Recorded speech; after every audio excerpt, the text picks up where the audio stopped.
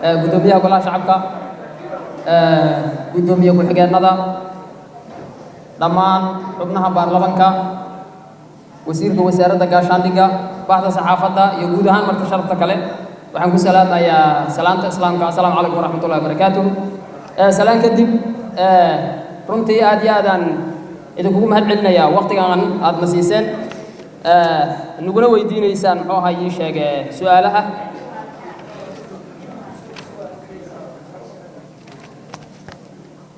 waxaan rabaa markaa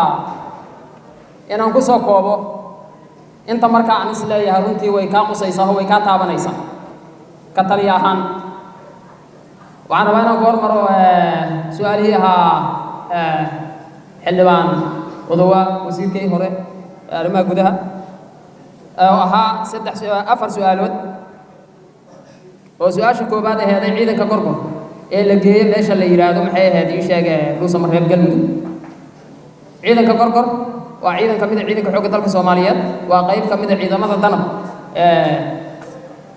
loo soo tababaray sida gaarka ah waxayna ka mid yihiin waajibkana ay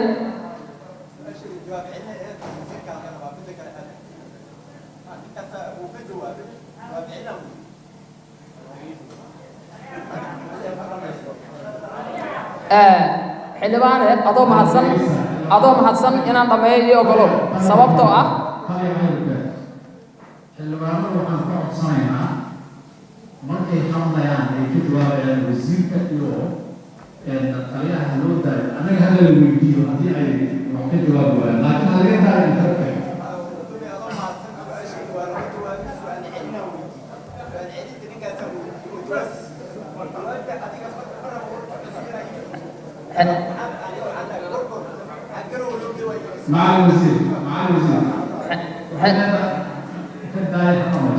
xildhibaan adoo mahadsan aad iyo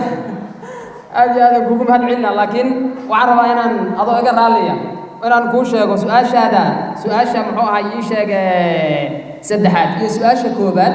ayaa iska hor imaanaya saasaan ugu soo celiyey mar waxaad na weydiisay su-aal ah deegaanada galmudug maxaa looga sameeyay howlgallo marna waxaad na weydiisay maxaa ciidanka loo geeyey haddii aan ciidan la geyn marka yaa howlgalka ka samaynaya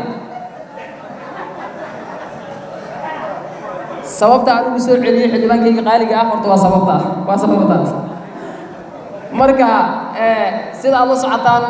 deegaanada galmudug waxaa ka socday muxuu ahaa ii sheege abaabul waxaa ka socday muxuu ahaa ii sheege aruurin in ciidamo badan lagu tababaray sida aad la socotaan dugsigii harqaboobe waxaa ka socda sidaada ayada xanan buuro in sidoo kale ciidan lagu tababaraayey waxaa sidaas oo kale ciidankii lagu tababaraayey beledweyne ee ka mid ahaa qaybta 7-aad ayagana loo wareejiyey qaybta 1-aad oo lagu daray ciidanka ku jira harqaboobe ciidanka gorgor ee la geeyana kuwaasay horta waajibka la wadaagaan taas waa taas marka waxaan is leeyahay wax muxuu ahaa ii sheegay hadda gaara ama issue gaara inay tahay uma malaynayo waxa ay fulinayaanna waa waajib iyo tilmaamaha muxuu ahaa ii sheegay madaxda qaranka oo dadku ka mid yihiin wax ka gaar oo ayagu ay fuli karaan inay jirtaan uma malaynayo taas arrinta labaad ee heeday howlgallada ka socda shabeellaha hoose ciidanka halkaa la geeyay ma aysan saamayn annagaa muxuu ahaa ii sheegay hogaaminaynay haddana annaga yaa joogna marka ciidamadu sida aad la socotaan howlgalladoodu waxay ku salaysan yihiin marxaladda markaa jirta iyo xaaladda markaas taagan gobolka shabeellaha hoose labada shabeellaba iyo jubbooyinka qaybo ka midaba sida aad la socotaan waa dhul carro madow ah waxaa lagu jiraa xilli roobaadkii howlgalladeennii socda waxaa hakad geliyey cimilada lagu jiro xilli roobaadkiyaa lagu jira taas ayaa hakad gelisay ayadana muxuu ahaa ii sheegay sidoo kale gaabisna ma gelin ee meelo kale oo dalka ka mid ah ayay howlgallo ka socdaan ayadana waa u diyaar garoobaynaa cimiladu markay noo saamaxdaan howlgalkaas meeshiisa uu kusii socdan yahay ilaahay idinkiisa ayadoo sidii iyo si ka wanaagsan ah arrinta ah muxuu ahaa ii sheegay su-aasha saddexaad oo aheeday deegaanada galmudug maxaa shabaab looga xuray laaya ama maxaa muxuu ahaa ii sheegay howlgallo looga geli laaya xildhibaankayga qaaliga ah diyaar garow weeriyaan ku jirnaa markhaatina waxaa ka ah waxaan hadda ka wado waxaana rajaynaa ilaahay idankiis mar dhow marka howlahaasoo dhan ay noo dhammaadaan inay muxuu ahaa ii sheegay ayaduna ay dhici doonto waxaa ugu dambaysay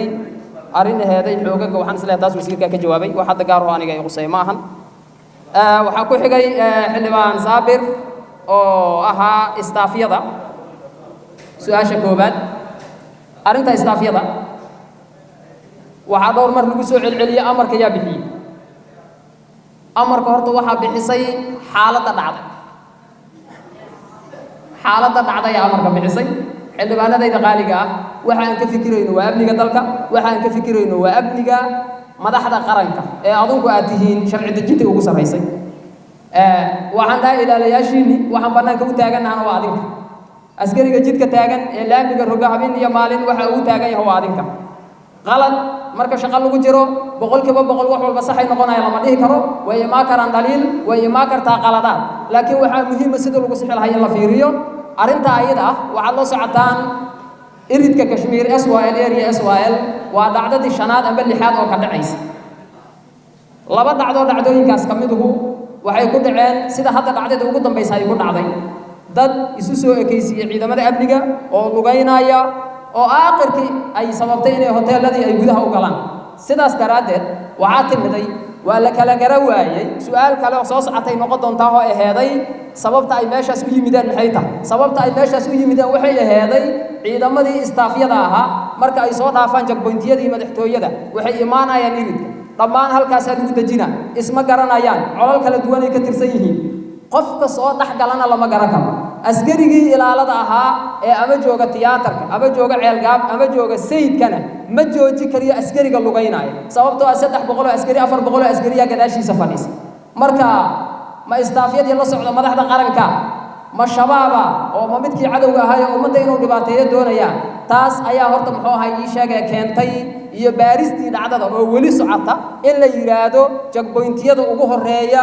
meelaha madaxtooyada laga soo gelaayo ha lagu hakiyo istaafyada ilaa amar dambe taas ayaa muxuu ahaa ii sheegay amarka horta sidaas uu ku baxayay sidaas oo aha waxaan rabaa marka iyada laba inaan u kala qaado xildhibaanada sharafta leh iyo madaxda muxuu ahaa ii sheegay kala guud ahaan iyo ummadda kale oo Soomaaliyeed oo socotaba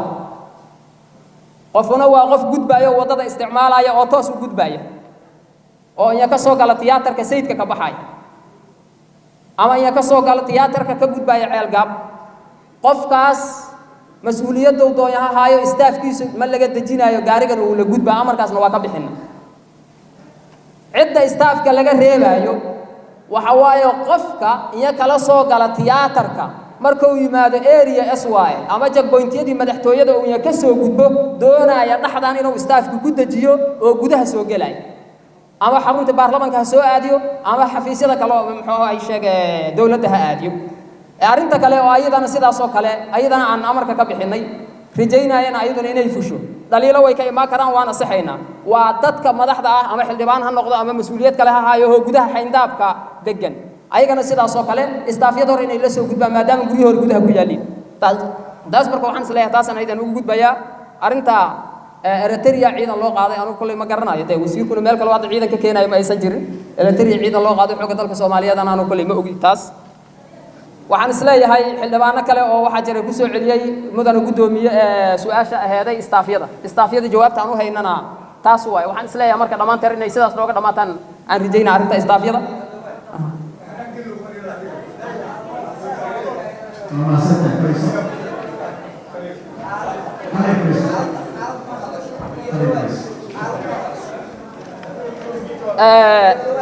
xildhibaankaas ay heestaa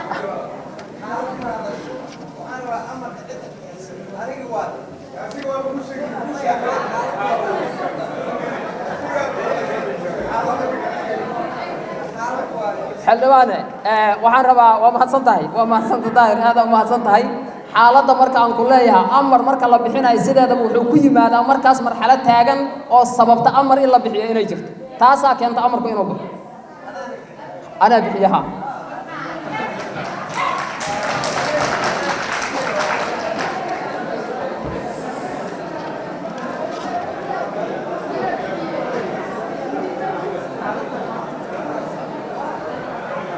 waxaan rabaa xildhibaankayga qaaliga ah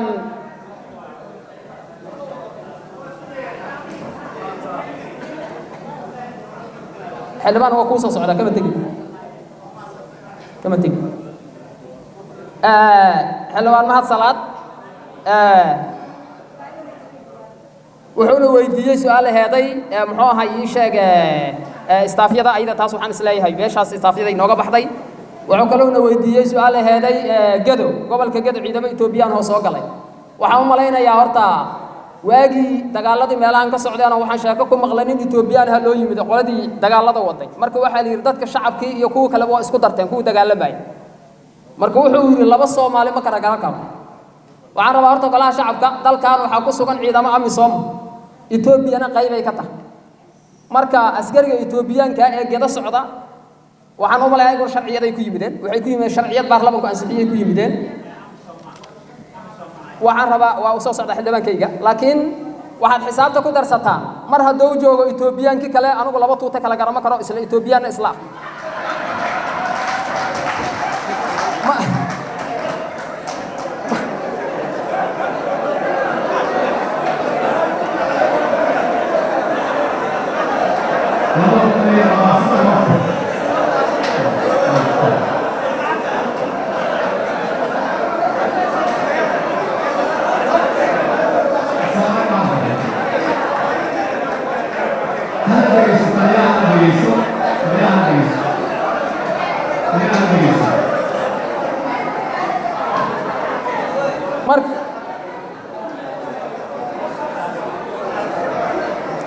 marka runtii waxaan isku daynay ama si dhow aan ula soconaa dhammaan gaboodfallada ku dhacaya ummadda Soomaaliyeed oo ay geysanayaan ciidamada nabad ilaalinta ku jooga oo gobollo kala duwan ka geysanaya kaligood ma ahan waxa la socotaan gobolka Gedo iyo xuduudda Kenya arrimaha in badan ba ka socday oo xitaa saameeyay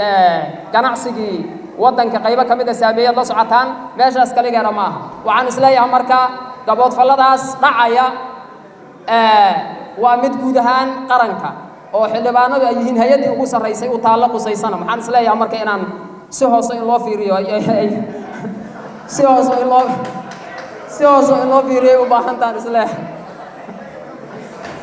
waxaan rabaa inaan u gudbo arrintii ceel saliini xildhibaankayga qaaliga ah uu weydiiyay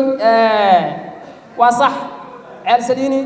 xildhibaankaygu wuxuu yiri saraakiishii joogtay ma waxay mudnaayeen in la abaal mariyo mase waxay mudnaayeen in xabsiga la geeyo waxaan rabaa horta qof walba oo dalkan mas'uuliyadu ka saaran tahay taytalkay joogto ha ka joogto waxay xaq u leedahay in lala xisaabtamo sida adigu noola xisaabtamaysano hadda halkaan noogu yeertaan saaka idin soo istaagay amarkiina laantiisna aan ka bixi karin waxaan rabaa marka ceel saliini ciidanka markuu meel joogo wuxuu ku xisaabtamaa awoodiisa iyo waxa meesha yaala ciidanka aad meesha geysay hubka aad meesha geysay iyo waqtiga aad ugu tala gashay nidaamka difaacooda iyo waqtiga aad ugu tala gashay inay isdifaacaan haddii marka qorshihii la dejiyay oo difaaca laga dejiyay si aan waafaqsanayn ay wax u dhacaan waxa qasaba in la helo cid dhalisha iskale iyo sababihii keen sidaas darteed xildhibaankayga qaaliga ah meeshaas waxaan geynay ciidan ku filan oo aan isleenahay runtii aan difaaciisa ugu tala galnay waxaan geynay hub ku filan oo aan isleenahay muxuu ahaa ii sheegay waqtiga loogu tala galay ay isku gaarsiin karaan ciidamada intooda kale meeshaas marka waxa ka yimid dhaliil taas ayaana waxay keentay in saraakiishii meesha mas'uulka ka aheeday lala xisaabtamo xabsigana la geeyo hadday dambi yeeshaan muxuu ahaa ii sheegay eedeymaha loo soo jeediyaa ay yeeshaan sharcigu waxbuu ka qabana haddii ay yeelo waayaan waxay xaq u leeyihiin inay xurriyadoodii helaan shaqadoodiina ay dib ugu soo noqdaan wayna dhacaysaa ilaahay idinkiis mana filaayo sabab aan maantay mas'uuliyadda nasaara aan ugu tagrifalno oo cadaalad darro ay ugu dhacdo inay jiri karto ma u malaynayo marka ayadana sidaasay muxuu ay sheegay aheeday waxaa sidoo kale ayadana ku jira hiil weyne waxaan rabaa hiil weyne inaan idin caddeeyo xildhibaanadayda qaaliga horta waxaan aad u jeclaa lahaa guddoomiye iga raalli noqoyaal la igu qabsana waa gaftamayna waxaan jeclaa lahaa mar haddii xildhibaanadeena sharafta lahaa ee qaaliga ahaa ee guddoomiyaasheenna ay fadhiyaan ay nawceen ee guddiyadii kala duwan ay fadhiyaan hadalka lagu hadlayo hadalka meediga inuusan ku jirin aad u fiicnaa lahayd wixii baraha bulshada laga arkay inaysan ku jirin aad u fiicnaa lahayd anuu taliya ciidanka xooggaan ahay xeerada hiil weyne weerar iyo ka dhaca lagu qabsada ma jirin laakiin waxaa jira xerada hiil weyne meel ka baxsan oo xaafado aheedo askar ay deganeeday in nimanka cadawga ah oo ay soo weerareen xaafaday aheeday xero ma aysan ahayn xero meesha ay soo weerareen oo deegaankaas waxa ku sugnaa dad shacaba iyo nin sargaal ah oo meesha deganaa iyo laba askari oo la socota xerada ciidankana ma aysan ahayn meeshaas waxa ku dhintay 4 qofood oo shacaba iyo ninkii sargaalka ahaa laba askari oo ciidanka xoogga dalka Soomaaliyeedna way ku dhaawacantay ayagana way joogaan xildhibaanadana waa nabad hadda inta ka sokaysay haday yiraahin war ma hubanta waa wada waa geeyna waa gudoomiye laba iyo saddex afar waa la igu dari karaa waa soo tusina meeshuu ka dhacayna marka taasna waxaan isleeyahay ayadana muxuu ahay ii sheegeen sidaasay aheeday hil weyne xildhibaankayga qaaliga ah waxaa ii haray xildhibaan maxamuud sheekh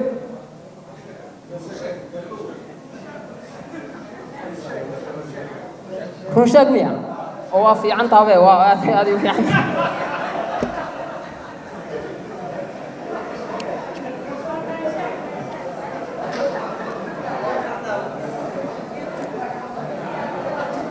xildhibaankayga qaaliga waa runtiis waa ninka sargaalka ah hadda uu ka hadaliyey horta waa gaashaan leh ma ahan horta kabtan anugu ninkaas hadduu kabtan darajo saxa kabtan hadduu yahay isku nin ma hayno laakiin hadduu ninkan anugu aqaano uu yahay oo danab laga soo bedelo waa gaashaan leh cabdiraac cumar warsame sargaalka waa sax howlo fiican uu qabtay mas-uuliyaduu haaye xiluu haaye xilkuna waa meerto shalay meeluu joogay waa laga soo qaaday meel kale la geeyo waa laga qaaday maantana ciidanka xoogga dalka Soomaaliyeed uu ka tirsan yahay waxaan aad iyo aad ugu faraxsanahay runtii xildhibaanada inta fadhiya kala barobar inay ciidan yihiin ciidanka xoogga dalka Soomaaliyeed wuxuu leeyahay buug la dhaho buugga dishibiliinka sargaal wala askari waxa lagu la dhaqmaayana halkaan ay ku cadda sareeye iyo ka sareeye buuggaan ay ku cadda waxaan rabaa marka arinta waxa soo xisaabi la yiri risaastii oo howlgallada ku galay xildhibaankayga qaaliga ah haddaan mas-uuliyiinta dalka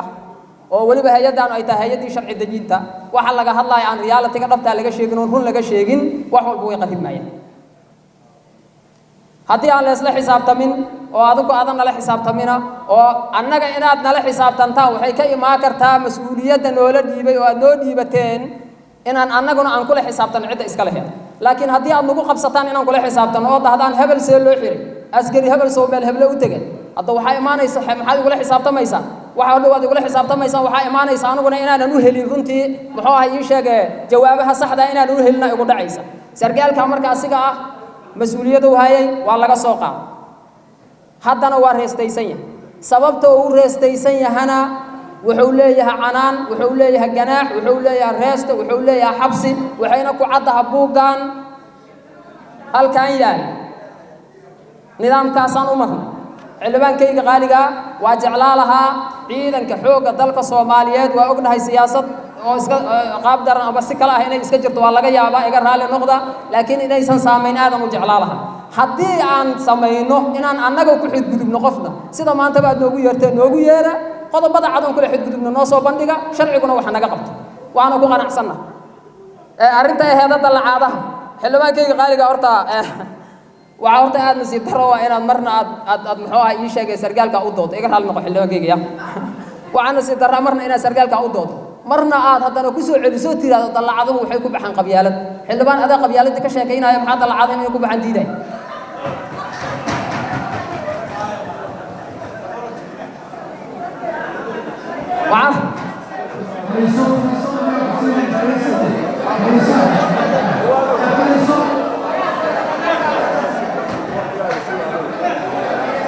waxaan rabaa marka xildhibaankayga qaaliga gudoomiye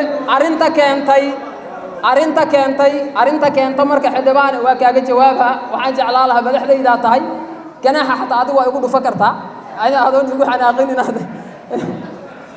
waxaan laakiin aad u jeclaa lahaa xildhibaankayga qaaliga ah ciidanka xoogga dalka Soomaaliyeed procedure-ka iyo process-ka uu leeyahay